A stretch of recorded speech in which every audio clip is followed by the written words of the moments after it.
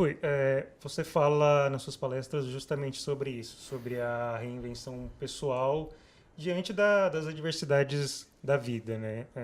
As pessoas passam por maus momentos, por notícias ruins, e isso acaba impactando principalmente na carreira. Queria que você falasse um pouco sobre isso, como as pessoas conseguem lidar diante desse cenário, como se reinventar a partir de uma notícia ruim. Olha, primeiro eu diria que não é como se reinventar diante de uma notícia ruim, porque no meu caso foram várias notícias ruins. Eu tenho uma carreira de de praticamente 30 anos em jornalismo. Os primeiros 6 eu trabalhei na Folha de São Paulo, depois eu fui para a Editora Abril e me tornei um revisteiro. O resto da minha vida eu trabalhei com Aqui revistas. vale um parênteses, o Zé Rui é um dos grandes textos da imprensa brasileira. Fico muito É grato um e profissional de lisonjeado. texto conciso, inteligente, bem-humorado, que eu gostaria de registrar aqui. E eu Pois não, também Zé Rui? registro que a maioria é uma das pessoas mais generosas em suas palavras que eu conheço. Mas então, Zé, você estava falando dessa reinvenção, quer dizer, um profissional de texto que acaba se transformando Então, num o que palestrante de aconteceu? sucesso. Eu, quando perdi meu filho, eu já trabalhava 6 anos como freela, tá? Então a perda do meu filho já foi devastadora, virou meu mundo de ponta cabeça. Agora, vinha 5 anos trabalhando como freela, em casa eu trabalho, se está calor eu trabalho de short e sandália havaiana, e se está frio eu trabalho de moletom e uma meinha sabe, da Hering branquinha ali. Mas trabalho assim. Nos últimos 5 anos venho trabalhando desse jeito. Aí o que aconteceu? A partir da morte do Paulo e da compra da casa, para a qual eu fiz um empréstimo ali, não vultoso, mas de relativo peso para a reforma dela, por incrível que pareça, desgraça pouca é bobagem, como dizem.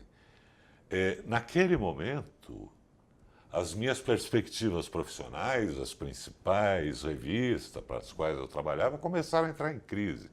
Como todo segmento de revista entrou em crise. Então, todos os projetos que eu pegava, de repente, desapareceram.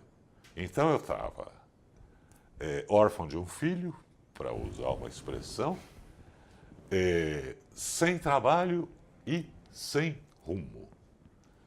Acho que a única coisa que ficou na minha cabeça foi a resiliência mesmo, de ir sofrendo dia a dia. Acordava todo dia às 5 horas da manhã, descia, tem um consultório da minha mulher no fundo da casa. 5 horas da manhã eu descia, sentava e chorava meia hora antes de começar meu dia. E dali a pouco minha mulher, 5h30, descia, tal, pegava uma toalhinha e todo dia enxugava as lágrimas ali no chão. Então passei por todas as fases desse período, que é a incredulidade, a depressão, a negação, que acho que talvez tenha sido a menos importante, oscilações de humor, assim, incríveis. Mas foi seguindo. E num determinado dia, uma diretora da Hipermarcas me ligou falando: Zé, você dá palestra? Eu falei, eu dou, não vejo diferença entre escrever e falar publicamente, a linguagem oral e escrita. Ah, então vou dar uma palestra para 90 blogueiros do Brasil inteiro que trabalham com paternidade e maternidade. Aí fui lá, a palestra botou todo mundo para chorar, assim, eu inclusive, assim, todo mundo chorando no fim da palestra e tal. Só que eu prossegui estudando. Não fiquei restrito ao meu episódio, que eu quero breve até banir das palestras esse episódio pessoal, porque acho que independe disso. Então, estudando, eu comecei a me dar conta, primeiro, de que a gente vive um momento histórico específico. Para entender hoje que é bastante complicada essa transição digital, que acabou se tornando o tema principal das minhas palestras, ela trouxe consequências para as famílias. As famílias no Brasil mudaram nos últimos 50 anos da água para o vinho, do patriarcado para as famílias nucleares, né?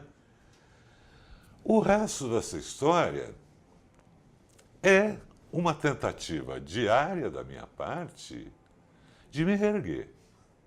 Eu sabia desde o primeiro dia, quando eu disse a vocês, eu gostaria de acordar amanhã e saber que ele está aqui. Mas desde o primeiro dia eu sabia que ele não estaria. Porque acho que as pessoas, o mundo em geral e os brasileiros de forma específica, têm uma relação muito dúbia com a morte. Não pensam na morte.